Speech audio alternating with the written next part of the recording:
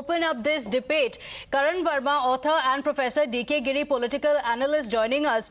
Professor D.K. Giri, you heard the details of Mr. Ramachandran, who is behind this ad. Can the opposition saying this is the kind of criticism that India has been facing, and now it's out in the open in an ad. This is an ad that has been given in Wall Street Journal. Is it fair to say so? Well, I will separate the two. Honestly, I do not need a validation of our comments or the comments by the opposition here, those who are critical of the current economic policy, by a controversial ad put out by a dubious personality. I will not give credence to this ad. Having said that, the criticism and the comments on investment, economic policy, behavior of ED stands, and that's an internal argument. I will agree with Kanchan Gupta and others that the foreign ad and a foreign paper has no business to comment and name our officials. But the comments, I would make it separately. Yes, the investment has not come as it was expected. Yes, the behavior of ED is questionable, and for that we will certainly question the economic policies and the investment policies.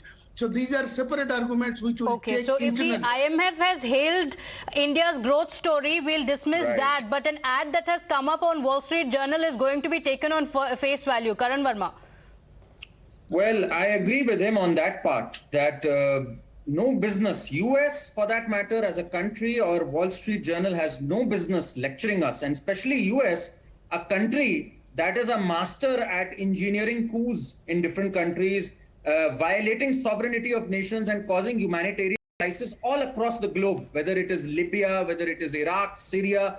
I think they have no business lecturing us, number one. Number two, yes, we can have our differences on this, and I'll give you a statistic. When they talk about investment, the FDI inflows under the 8-year regime of Narendra Modi is 65% more than the 10 years of UPA regime. It is close to $500 billion as we speak. So this was a question that was answered by Nirmala Sitharaman on the floor of the parliament as well.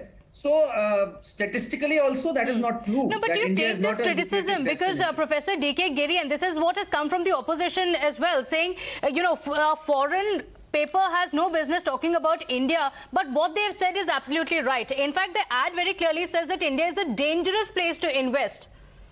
No, we are not saying it is a dangerous place to invest. But what we are saying, the invested that we should have attracted has not come.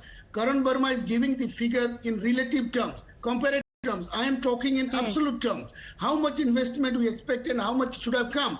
In Modi's era, so much has come. The country is growing.